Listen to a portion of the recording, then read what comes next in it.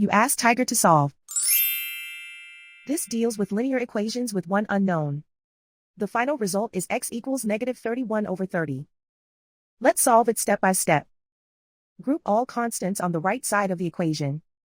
Subtract 1 over 5 from both sides. Group like terms. Combine the fractions. Combine the numerators.